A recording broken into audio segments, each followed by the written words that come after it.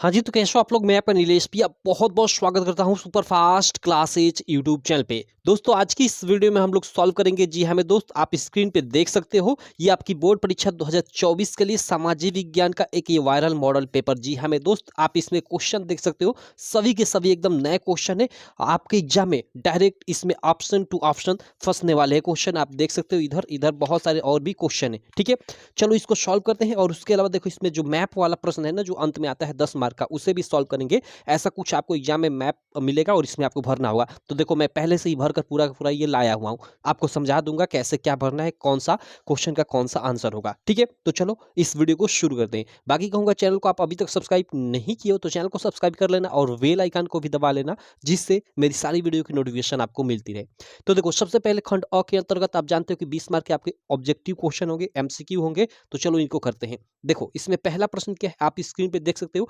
Very very very important पहला ही प्रश्न, कि औद्योगिक क्रांति सर्वप्रथम किस देश में प्रारंभ हुई थी? औद्योगिक क्रांति सर्वप्रथम किस देश में प्रारंभ हुई थी? इंग्लैंड में, जर्मनी में, फ्रांस में या फिर इटली में? सही ऑप्शन ए वाला हो जाएगा आपका, इंग्लैंड, ठीक है। चलो अगला प्रश्न देखते हैं, सेकंड नंबर, कि फ्रांस में गणतंत्र की घोषणा किस वर्ष हुई? ओके, फ्रांसीसी क्रांति कब स्टार्ट हुई? तो भाई 1789 में स्टार्ट हुई थी, और फाइनली होते होते जाकर फाइनली मतलब फ्रांस को 1848 में एक स्वतंत्र राष्ट्र मतलब बना फ्रांस, ठीक है। तो फ्रांस में गणतंत्र की घोषणा 1848, तो ये आपका गलत, ये भी आपका गलत। इधर देख लेते हैं, इधर दो ऑप्शन है, उसमें 1848 दिया होगा, वही सही हो जाएगा। यहाँ इसको थोड़ा रुक जाओ, फोल्ड कर लेता हूँ, ठीक है।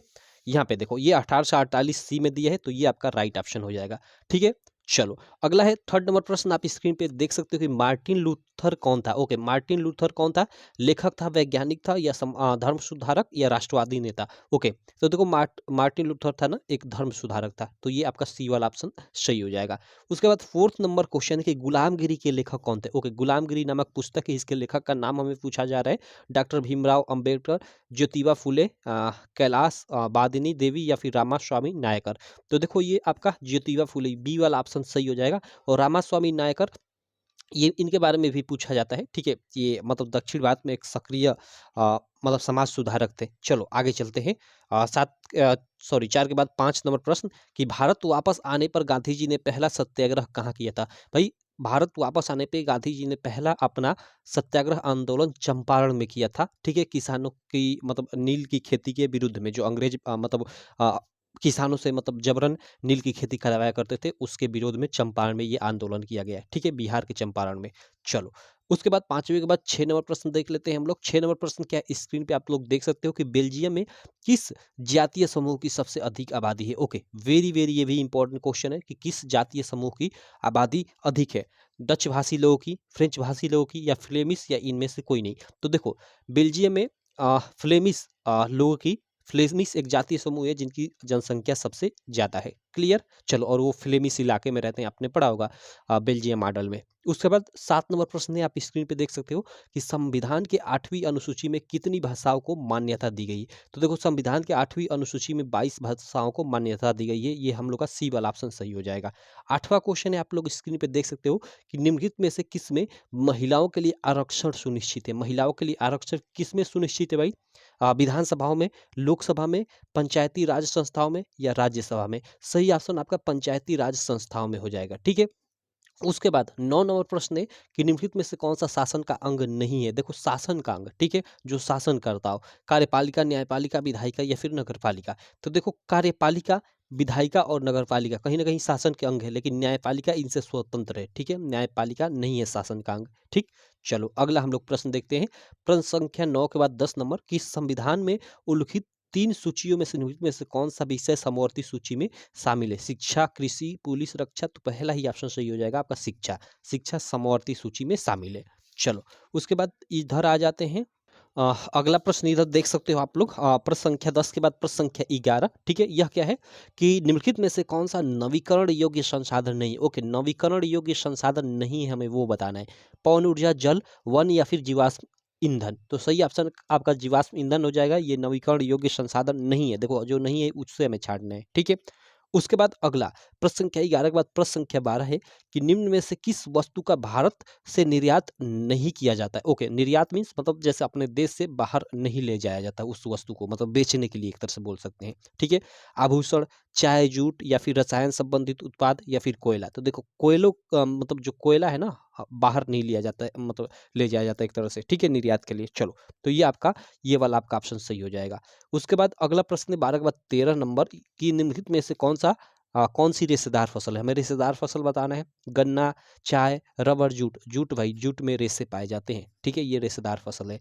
उसके बाद 14 नंबर प्रश्न है कि अर्थव्यवस्था के सार्वजनिक तथा निजी क्षेत्रक निम्नलिखित में से किस आधार पर विभाजित किए गए हैं। ओके, वो तो उद्यमों का स्वामित्व, कई बार मैं आपको बता चुका हूँ। सी वाला आपका ऑप्शन बिल्कुल राइट हो जाएगा। उसके बाद क्वेश्चन नंबर 15 है कि झरिया प्रसिद्ध है।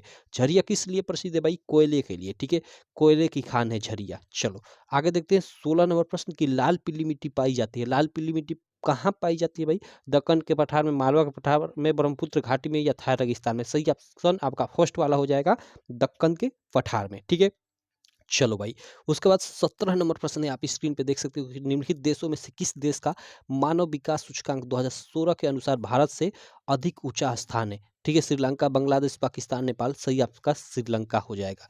उसके बाद देखो अगला प्रश्न देख सकते हो, ये 18 नंबर कि भारत में बैंक जमा राशि का कितना प्रतिशत भाग अपने पास नगद के रूप में रखते हैं। वेरी वेरी ये भी इंपॉर्टेंट क्वेश्चन है आपका। ये इकोनॉमिक्स वाला चैप्टर है ना, अर्थशास्त्र वाले जितने भी चैप्टर हैं उनसे ये क्वेश्चन ऐसा बनता है। ठीक है, तो भारत में बैंक जमा राशि का कितना प्रतिशत भाग अपने पास नगद के रूप में रखते हैं। तो देखो भारत में जो बैंक है ना, जमा राशि का लगभग 15% अपने पास हमेशा कैश के रूप में रखते हैं। ठीक है, तो ये आपका ये बी वाला ऑप्शन बिल्कुल राइट हो जाएगा। चलो इधर आ जाते हैं प्रश्न संख्या 15 के बाद 16 नंबर। एक मिनट, यहाँ पे देख सकते हो ये प्रश्न संख्या 16 नंबर, सॉरी माफ करना, 18 के बाद 19 नंबर, 16 नंबर बोल रहा हूँ। ठीक है, 16 नंबर देख सकते हो कि निम्नलिखित में से कौन सी भारतीय कंपनी बहुराष्ट्रीय कंपनी के रूप में उभर चुकी है। ओके, बहुराष्ट्रीय कंपनी मीन्स यहाँ पे आप सबका एक क्वेश्चन होगा कि बहुराष्ट्रीय कंपनी कहने का क्या मतलब है। तो देखो बहुराष्ट्रीय कंपनी मीन्स ऐसी कंपनी जो एक से अधिक देशों में व्यापार करती हो। ठीक है, तो इसमें से कह रहा है कि निम्नलिखित में से कौन सी भारतीय कंपनी बहुराष्ट्रीय कंपनी के रूप में उभर चुकी है। एशियन पेंट्स, रैनबैक्सी, ठीक है, या फिर टाटा मोटर्स या उपयुक्त सभी। तो देखो यहाँ से मैं जानता हूँ इस क्वेश्चन को आप में से ना 90% लड़के गलत करेंगे, यहाँ टाटा मोटर्स पे क्लिक करेंगे। ठीक है, देखो यहाँ पे एशियन पेंट्स को आप समझोगे कि आप ये भारतीय कंपनी नहीं है, लेकिन ये भारतीय कंपनी है एशियन पेंट्स। ये रैनबैक्सी भी भारतीय कंपनी है। ठीक है, टाटा मोटर्स को तो आप सब लोग जानते हो। ठीक है, और सभी ये बहुराष्ट्रीय कंपनी है। एशियन पेंट्स भी मतलब अपना पेंट इंडिया से बाहर बेचती है। ठीक है, रैनबैक्सी एक फार्मेसी कंपनी है, यानी दवा की कंपनी है जो मतलब अपनी दवाएं इंडिया से बाहर भी बेचती है। और टाटा मोटर्स गाड़ियों के तो बारे में जानते ही भाई, टाटा हम लोग के मतलब विश्व प्रसिद्ध मतलब है। ठीक है, तो ये डी वाला ऑप्शन सही हो जाएगा। ये उपयुक्त सभी बहुराष्ट्रीय कंपनी है, सभी के सभी भारतीय कंपनी है और सभी के सभी बहुराष्ट्रीय रूप में है, मतलब एक से अधिक देशों में व्यापार करती है, भारत के बाहर भी व्यापार करती हैं। ठीक, चलो प्रश्न संख्या 20 है कि कौन सा दिन राष्ट्रीय उपभोक्ता दिवस के रूप में मनाया जाता है। वेरी वेरी इंपॉर्टेंट क्वेश्चन भाई, राष्ट्रीय उपभोक्ता दिवस के रूप में कौन सा दिन मनाया जाता है। 10 दिसंबर, 24 दिसंबर, 10 सितंबर या उपयुक्त सभी। उपयुक्त सभी तो होगा नहीं। ठीक है, हाँ 10 दिसंबर। देखो निम्नलिखित में से कौन सा राष्ट्रीय उपभोक्ता दिवस के रूप में मनाया जाता है। 10 दिसंबर, नहीं, 10 दिसंबर को विश्व मानवाधिकार दिवस मनाया जाता है, ये याद रखना, ये भी काफी इंपॉर्टेंट है, पूछा जाता है। ठीक है, 24 सितंबर 24 यहाँ पे दिसंबर दिया है और 24 सितंबर दिया है। सही ऑप्शन आपका इसमें से ये बी वाला हो जाएगा। ठीक है, देखो यहाँ पे ध्यान देना, जो इसके लिए सही ऑप्शन होगा वो ये बी वाला हो जाएगा, 24 दिसंबर, ना कि 10 सितंबर और ना कि 10 दिसंबर और 10 ये सितंबर और दिसंबर, माफ करना इसमें काफ़ी कंफ्यूजन हो रही है क्वेश्चन में। चलो, तो ये आपका ये वाला सही ऑप्शन हो जाएगा। कौन सा दिन राष्ट्रीय उपभोक्ता दिवस के रूप में मनाया जाता है, तो 24 दिसंबर को। और एक मतलब राष्ट्रीय मानवाधिकार दिवस तो 10 दिसंबर को। ये दो क्वेश्चन बनते हैं। ठीक है, तो इनको याद रखना। चलो, तो ये हम लोग 20 अब एमसीक्यू हो गए, 20 हमने एमसीक्यू को सॉल्व कर लिया। अब चलो हम लोग आगे चलते हैं। आगे चलने से पहले देखो मैं आपको बताना चाहूँगा प्रीवियस ईयर पेपर के बारे में। अगर आपके पास प्रीवियस ईयर पेपर, यानी चूंकि 2023 से तो पीछे आप जानते हैं कि यूपी बोर्ड का ओल्ड पैटर्न हो गया, तो इसलिए मैं 2023 का ही प्रीवियस ईयर लगाने को बोलूंगा। आप 2023 का सामाजिक विज्ञान का जो पेपर हुआ था 7 कोडों का, देखो हर एक साल ना 7 कोडों का पेपर होता है। जो जैसे अभी 2024 में पेपर होगा, तो जैसे सोशल साइंस, हिंदी, हर एक सब्जेक्ट का 7-7 पेपर आएगा पूरे यूपी में, ठीक है। तो उसी तरह 2023 में पेपर हुआ था, तो सोशल साइंस का 7 कोडों का 7 सेटों का पेपर आया था। तो आप 2023 के 7 सेटों का पेपर आप सॉल्व कर लेना। अगर सॉल्व कर लेते हो ना, तो उसमें से आपके 40 से 45 नंबर उसी में से आ जाएंगे। और ये जो मॉडल पेपर मैं सॉल्व करा रहा हूँ, इनको आप मतलब कर लोगे ना, तो इसमें से आपके मतलब 20 मतलब जो भी मार्क बचते हुए आ जाएंगे। और अच्छे से सारी चीज़ें आपको याद रहती हैं, तो 17 आउट ऑफ 17 आपका आसानी से मार्क आ जाएगा, ठीक है। अब कहोगे कि 7 सेटों का हमारे पास पेपर नहीं है, तो हमारी एक ऐप है यूपीएमएसपी स्टडी, ठीक है। यूपीएमएसपी स्टडी कर इसे आप गूगल प्ले स्टोर से डाउनलोड कर सकते हो, ठीक है। वहाँ पे आपको सातों सेटों का पेपर फ्री में मिल जाएगा। और अगर उसका अच्छे से डिटेल में सॉल्यूशन चाहते हो, तो एक हम लोग का बैच है, लक्ष्य बैच, ठीक है। लक्ष्य बैच वहाँ पे आप ज्वाइन कर लेना, ठीक है। जिसमें आपको हर एक सब्जेक्ट का, चाहे वो हिंदी हो गया, इंग्लिश हो गया, मैथ, साइंस, सोशल साइंस, हर एक सब्जेक्ट का अच्छे से डिटेल्ड में वीडियो सॉल्यूशन तो मिलेगा ही मिलेगा, साथ में आपको पीडीएफ में भी सॉल्यूशन मिलेगा, मतलब पीडीएफ में अच्छे से आंसर लिखा हुआ मिलेगा। और साइड में हर एक पेपर का टेस्ट भी मिलेगा। इस तरह से आप कम से कम 40 टेस्ट भी उसमें, 40 से 50 टेस्ट भी मिलेगा। तो आप ज्वाइन कर सकते हो, जिसकी प्राइस, जी हाँ मेरे दोस्त, जिसकी प्राइस काफ़ी कम, मात्र आपकी 199 रुपये होने वाली है। यहाँ देखो, ये ऐप है हम लोग की यूपीएमएसपी स्टडी। आप प्ले स्टोर पे सर्च करोगे, गूगल प्ले स्टोर पे, तो आ जाएगी। और इसे डाउनलोड करोगे तो ऐसा कुछ इंटरफेस है। देखो यहाँ फ्री में आपका प्रीवियस ईयर पेपर मिल जाएगा। और कोर्स आप ज्वाइन करना चाहते हो, तो यावर कोर्स में जाओगे, ये लक्ष्य बैच में आप जाओगे, यहाँ पे 199 रुपये पेमेंट करने को बोलेगा। तो यहाँ पे आप क्लिक करोगे।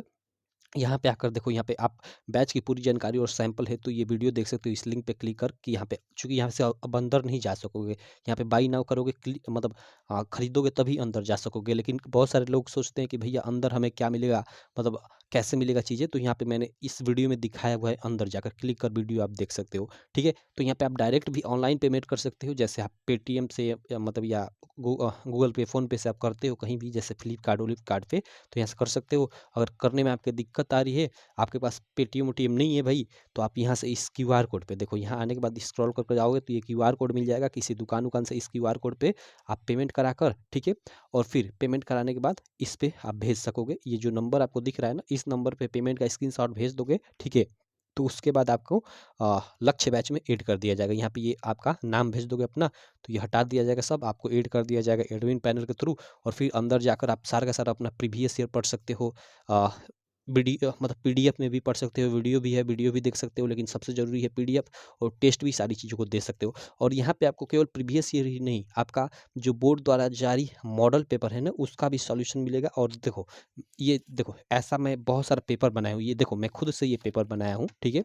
तो ऐसे बहुत सारे पेपर भी वहाँ आपको मिल जाएंगे, मेरे द्वारा खुद के बनाए हुए। तो आप जरूर बैच ज्वाइन करना, ठीक है। चलो, तो अब चलते हैं हम लोग आगे के क्वेश्चन करते हैं। देखो इसके आगे ना आपके 20 एमसीक्यू के बाद आपके 4-4 मार्क के यहाँ पे 8 प्रश्न रहेंगे, लेकिन उनमें से केवल 4 का उत्तर देना होगा, तो उसका 16 मार्क मिलेगा। और उसके इसको वर्णनात्मक प्रश्न फर्स्ट बोला गया है। और एक वर्णनात्मक प्रश्न 2 रहेगा, जिसमें भी 8 प्रश्न रहेंगे, लेकिन उनमें से 4 का ही उत्तर देना होगा, और वो 6-6 मार्क के रहेंगे। क्लियर? तो यहाँ से 6 चौका 24 नंबर आपका रहेगा। तो इसको मैं ऐड नहीं किया हूँ इस वीडियो में, ठीक है। चलो यहाँ पे सीधे मैं मैप वाला प्रश्न ऐड किया हूँ, मैप वाला प्रश्न करा देता हूँ, ठीक है। चलो यहाँ पे देख सकते हो, मैप में आपके 2 प्रश्न आते हैं, ठीक है। एक हिस्ट्री यानी इतिहास वाले पार्ट से, और एक भूगोल वाले पार्ट से, ठीक। तो सबसे पहले इतिहास वाले पार्ट से हम लोग के 5 जो मैप वाले प्रश्न आते हैं उनको कर लेते हैं। देखो यहाँ पे पहला प्रश्न क्या है इसमें, कि वह स्थान जहाँ सितंबर 1920 में कांग्रेस का अधिवेशन हुआ। देखो सितंबर 1920 में कांग्रेस का अधिवेशन कलकत्ता में हुआ था, ये एक विशेष अधिवेशन था, ठीक है। एक दिसंबर में भी हुआ था, जो नागपुर में हुआ था, याद रखना। सेकंड, अब इसको मैप में भी दर्शाना है, अभी मैं मैप में भी दर्शाऊंगा, पहले इसका आंसर बताया था। वह स्थान जहाँ जलियांवाला बाग हत्याकांड हुआ, भाई पंजाब के अमृतसर में हुआ था, ठीक है, सब लोग जानते हो। उसके बाद है कि वह स्थान जहाँ 1927 में कांग्रेस का अधिवेशन हुआ था, भाई मद्रास में हुआ था, आज ये चेन्नई के नाम से जाना जाता है, मद्रास, ठीक। वह स्थान जहाँ सूती मिल श्रमिकों का सत्याग्रह हुआ, भाई मतलब अहमदाबाद, ये तो गुजरात के अहमदाबाद में, ठीक। उसके बाद वह स्थान जहाँ 1929 में कांग्रेस का अधिवेशन हुआ था, वो है लाहौर में, अब ये पाकिस्तान में स्थित है। तो पांचों का आंसर हो गया। अब इसको मैप में दर्शाना है। देखो मैप में कैसे दर्शाओगे, देखो यहाँ पे दर्शाया हुआ है, मैं दिखा देता हूँ, 1 मिनट। देखो पहला, कि वह स्थान जहाँ 1920 में कांग्रेस का अधिवेशन हुआ, तो कलकत्ता। अब देखो ये भारत का आपको पूरा मैप मिलेगा, तो इसमें कलकत्ता कहाँ पड़ता है भाई? भाई कलकत्ता पश्चिम बंगाल में पड़ता है।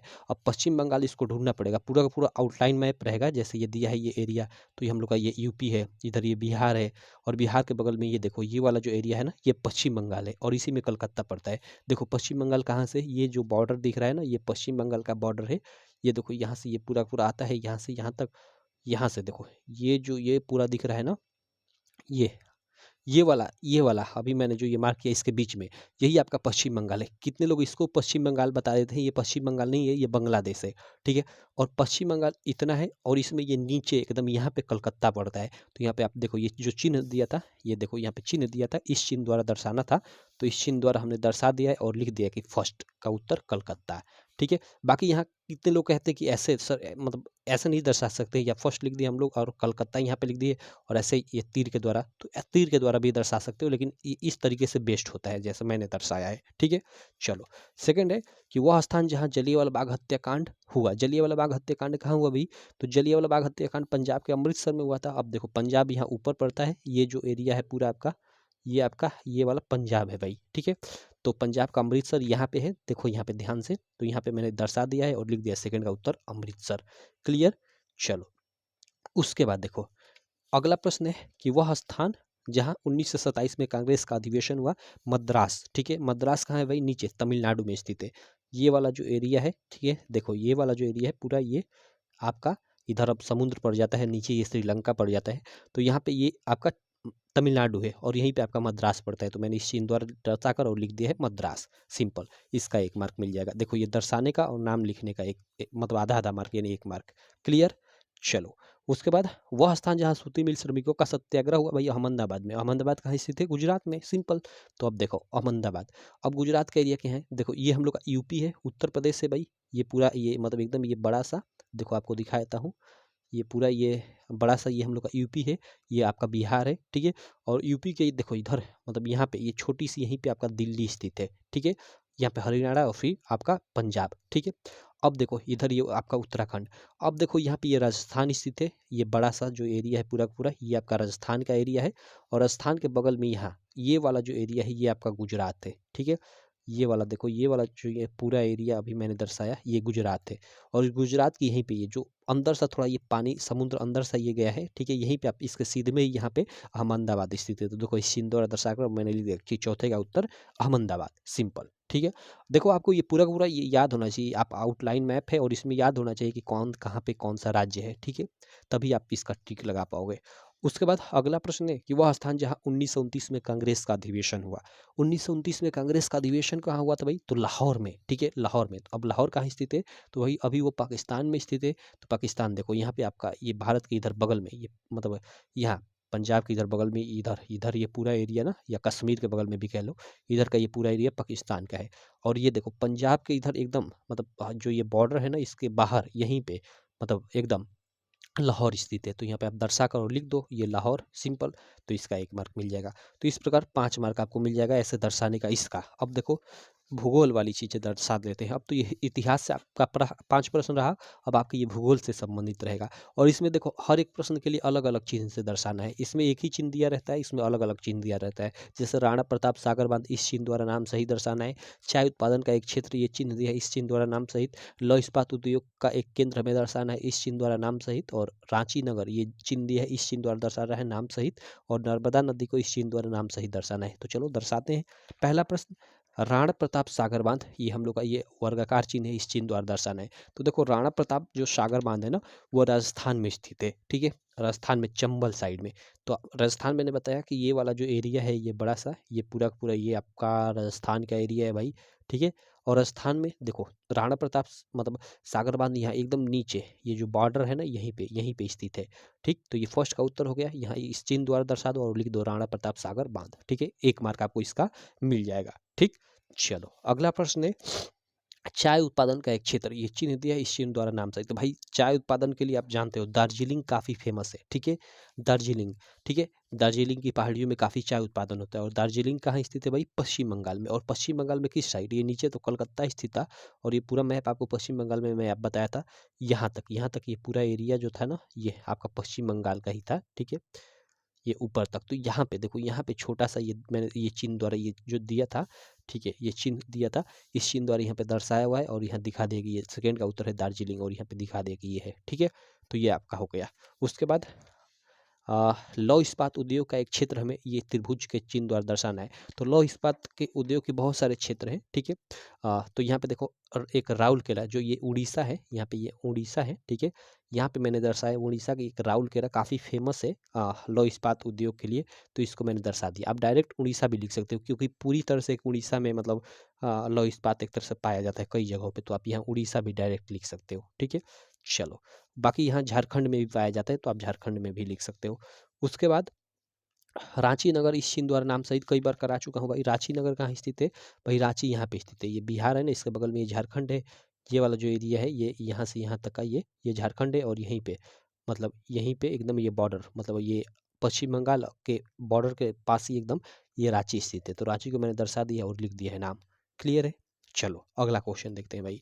अगला क्वेश्चन 5 नंबर है कि नर्मदा नदी ये चिन्ह द्वारा नाम सहित हमें दर्शाना है। देखो नर्मदा नदी जो है यहाँ पे देखो दर्शाया गया है, यहाँ पे ये यहाँ से स्टार्ट होती है, गुजरात से ऐसे स्टार्ट होती है, और ऐसे ये आते आते चलते चलते यहाँ तक देखो ये आपका इधर तक आ जाती है, ठीक है। तो ऐसे आपको ये पूरा पूरा ऐसे दर्शा देना, और अंत में थोड़ा ऐसे कर देना, क्योंकि यहाँ चिन्ह ये देखो इस चिन्ह द्वारा दिया था, तो इस चिन्ह द्वारा दर्शा देना है, ठीक है। तो ऐसे ये नर्मदा नदी को आप दर्शा दोगे, इसका आपको 1 मार्क मिल जाएगा। तो ये हमने इस वीडियो में ये 10 मैप वाले पे ही प्रश्न कर लिए, और 20 हमने काफ़ी इंपॉर्टेंट MCQ भी किया, ठीक है। तो आशा करता हूँ ये वीडियो आपको काफ़ी पसंद आई होगी, ठीक है। तो चैनल को सब्सक्राइब कर लेना, वीडियो को लाइक कर देना, और साथ ही जो मैंने आपको बताया लक्ष्य बैच के बारे में, जी हाँ मेरे दोस्त, ये हमारी ऐप UPMSP स्टडी है ना, आप सर्च करोगे प्ले स्टोर पे तो आ जाएगी। यहाँ से आकर, ठीक है, यहाँ से आकर ये आवर कोर्स में आकर, यहाँ से क्लास 10th में आकर, और लक्ष्य बैच यहाँ से आप ज्वाइन कर सकते हो, जो आपको स्टडी में काफ़ी हेल्प करेगा। यहाँ पे नेटवर्क पकड़ नहीं रहा है, कोई दिक्कत है? चलो कोई दिक्कत नहीं, ओपन नहीं हो रहा है, मैंने आपको पहले ही दिखा दिया। चलो तो आप ज्वाइन कर लेना लक्ष्य बैच, मात्र जिसकी प्राइस है 199। जी हमें दोस्त 199 रुपये, और अभी इसकी प्राइस 26 जनवरी पे काफ़ी कम होने वाली है, मात्र 99 रुपये। तो आपको हम मतलब ज़रूर ज्वाइन करना चाहिए। चलो मैं मिलता हूँ आपसे नेक्स्ट वीडियो में, तब तक के लिए थैंक यू।